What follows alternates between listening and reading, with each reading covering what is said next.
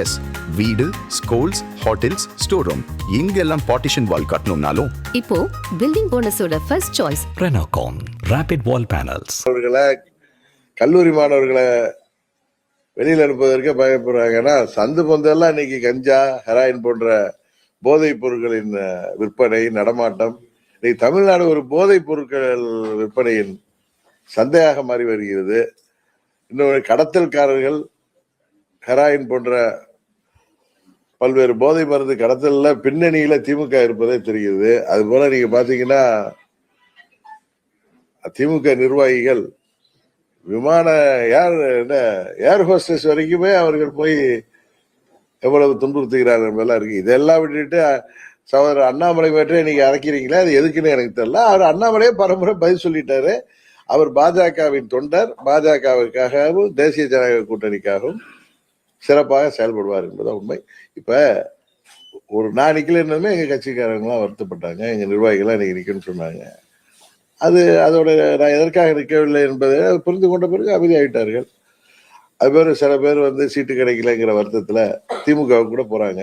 எனக்கு அவர்களுக்கெல்லாம் உறுதியாக சீட்டு பெற்று தரணுங்கிற மாதிரி தான் அறிவுப்பட்டேன். பட் கூட்டணி கட்சிகள்லாம் கேட்கிறப்ப அவர்கள் ஏற்கனவே போட்டியிட்ட தொகுதிகள் நல்ல ஓட்டு வாங்கி 1000 2000 ஓட்டுல கூட்டணி கட்சிகள் கடந்த தேர்தலில் வெற்றி வாய்ப்பை இழந்த தொகுதிகள், அதெல்லாம் அவங்க தங்களுக்கு வேண்டும் என்று கேட்கும் பொழுது அதை நம்மால் பெற முடியாமல் போகிறது.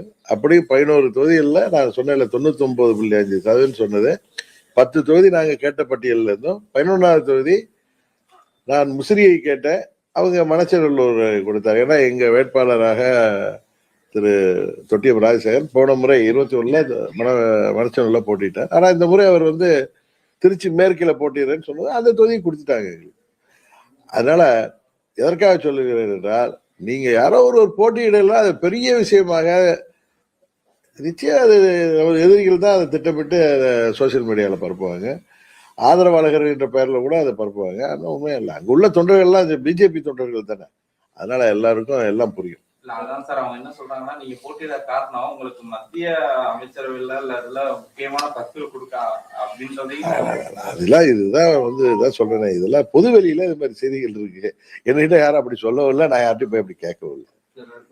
பாராளுமன்றத்துல இந்த வெளிநாட்டு நிதி பங்களிப்பு ஒழுங்குமுறை சட்டம் கொண்டு வந்திருக்கு. சிறுபான்மை சம்பந்தமான அந்த நிறுவனங்கள் அதிக பாதிப்பு சொல்லிட்டு எல்லாருமே ஒரு பெரிய இல்ல ஏற்கனவே காங்கிரஸ் பீடு இருந்தப்பையும் எத்தனையோ ட்ரஸ்டுகளுக்கு, குறிப்பா இந்துக்கள் நடத்துகின்ற ட்ரஸ்டுகளுக்கெல்லாம் பணம் வர்றப்ப நிறைய பிரச்சனை இருந்ததாக தகவல்கள்லாம் இருக்கு.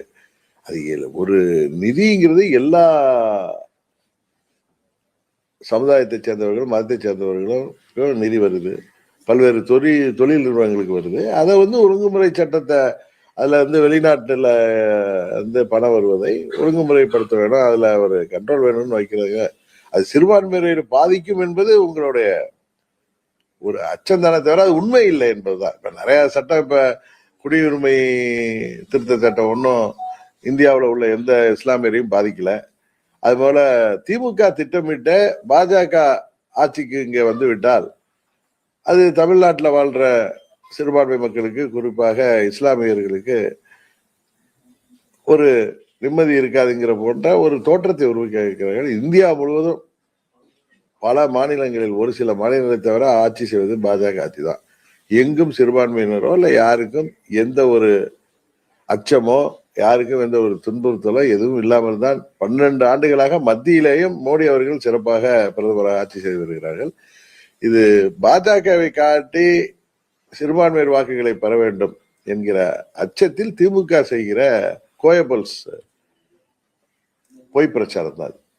இப்ப நிறைய திமுகலையும் அதிருப்தி, கூட்டணியில அதிருப்தியை பார்க்க முடியாது. அது மாதிரி அதிமுகலயே வேட்பாளர்கள் அதிருப்தி தெரிவிக்கிறத பார்க்க முடியாது. குறிப்பா தனபால் நான் சீட் கேட்டேன் எனக்கு கொடுக்கல அப்படின்னு சொல்றாரு. சாத்தூர்ல நான் சீட் கேட்டேன் ஆனா என்னை இங்க மாத்திட்டாங்கன்னு அந்த வேட்பாளர், அதிமுக வேட்பாளர். இப்படி பரவாயில்ல. இந்த தேர்தல் நிறைய இல்ல காலங்காலமா இருக்கு. இப்ப தொலைக்காட்சிகளும் சோசியல் மீடியாவும் ரொம்ப அதிகமாயிட்டதுனால இது போன்ற செய்திகளை பெரிதுபடுத்தப்படுகிறது. 2001 எனக்கு தெரிந்த அப்பொழுது சில பேர் தேர்தலில் சீட்டு கொடுக்கலன்னு அரசியலை விட்டு ஒதுங்கினார்கள். எனக்கு தெரிஞ்சு சில பேர் சுயேட்சையா போட்டிட்டு இருக்காங்க. இது காலகாலமாக எல்லா கட்சியிலும் நடந்து வர்றதுதான். இப்ப மீடியா வெளிச்சம் அதிகமா இருக்கு. சோசியல் மீடியாங்கிறது வந்து இன்னைக்கு பட்டி தொட்டி எல்லாம் பரவி இருக்கிறதுனால இதெல்லாம் பெரிதுபடுத்தப்படுகிறது. மற்றபடி சில பேர் மாற்று கட்சி ஆளுங்கட்சியா இருக்கிற திமுகவிலேயே நிர்வாகிகள் வந்து எனக்கு தெரிஞ்சு வீரபாண்டியில ஒரு ஒன்றிய செயலர் பதவியிலிருந்து விலகி இருக்கிறார், ஆளுங்கட்சியா இருக்கிறப்ப. அது போல இன்னும் கோயம்புத்தூர்ல எங்கேயோ ஒரு ஒன்றிய செயலாளர் பதவியிலிருந்து ராஜினாமா செய்திருக்கிறார். இது வந்து எப்பொழுதெல்லாம் தேர்தல் வரும்போது இது போன்ற நிகழ்வுகள் அங்கொன்று இங்கொன்று நிகழ்வது உண்மைதான். ஆனா அது வந்து அது வேட்பாளர் வெற்றியோ அது அந்த கட்சியின் வெற்றியோ என்றைக்கும் பாதித்ததில்லை.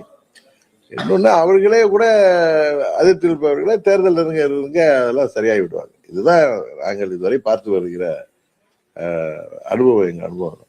உங்க சட்டசபை வருங்கிறாங்க, அந்த தேர்தல் பின்னாடி அதெல்லாம் நிறைய மாறும், கூட்டணியில இருக்கவங்களும் அமைச்சராக வாய்ப்பெல்லாம் இருக்கும் அப்படின்லாம் இல்ல அதாவது திருமாவளவன் அவர்கள் வந்து இன்றைக்கு தேர்தலில் போட்டியிடுவதற்கு அது ஒரு காரணமாக அவரே சொல்றார்.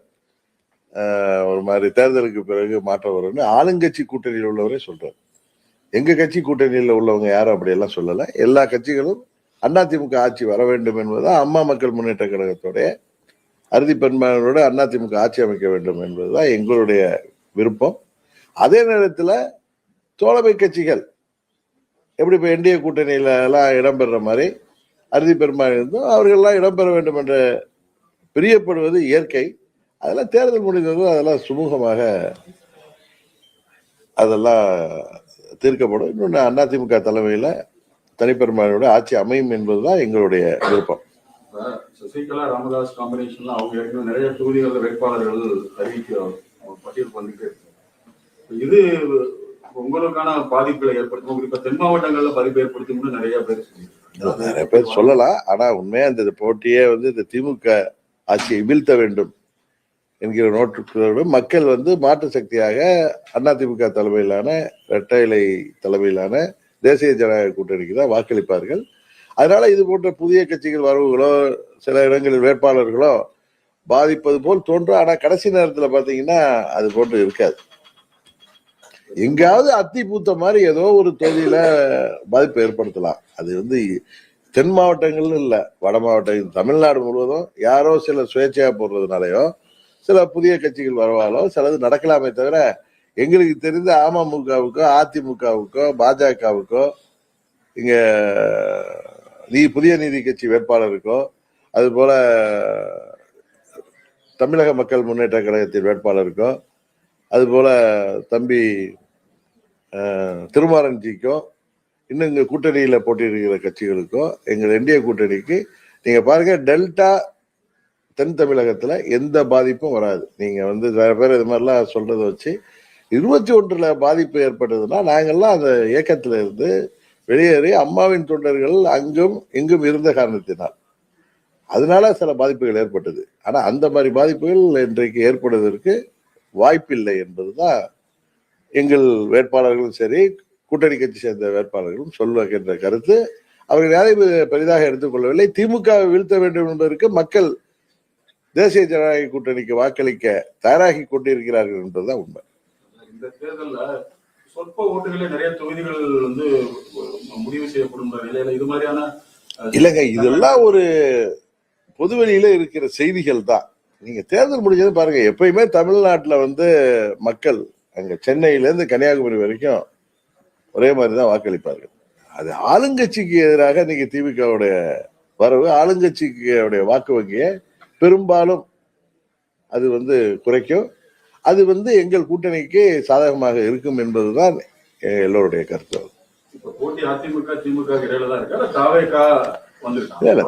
தாவேகா தலைமையில ஒரு அணி அமைந்திருந்தால், பலமான கூட்டணி அமைந்திருந்தால் அது வந்து போட்டியாக இருக்கும்னு நான் முன்னே சொல்லியிருக்கேன்.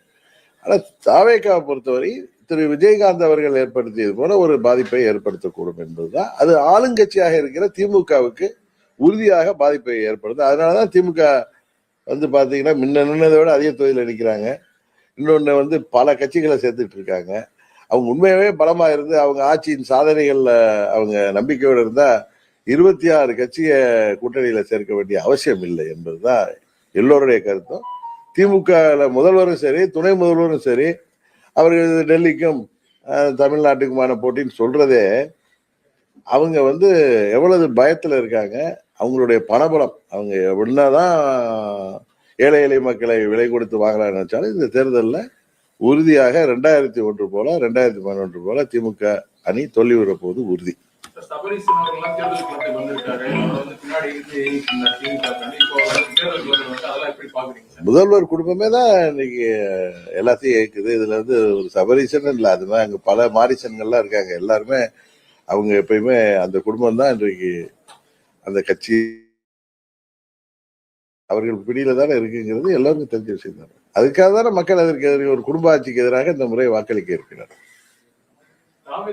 பிரிக்கக்கூடிய வாக்குகள் வந்து திமுகவோட வெற்றி வாய்ப்பு பறிக்கும் சொல்றீங்க. ஆனா அதிமுகவோட வெற்றி வாய்ப்பு பறிக்கிறதுக்கான வாய்ப்பு இருக்கு. மார்ஜின் வந்து ரொம்ப கம்மியாகும் எதிர்பார்க்கிறேன். இல்ல நீங்க பாருங்களேன், நான் சொல்றது நீங்க எதுக்கு நமக்குள்ளார இதுல போய் வாக்குவாதம். நீங்க தேர்தல் முடிந்ததும் நம்ம சந்திக்க தான் போறோம். நீங்க பாருங்க, அப்ப தெரியும்.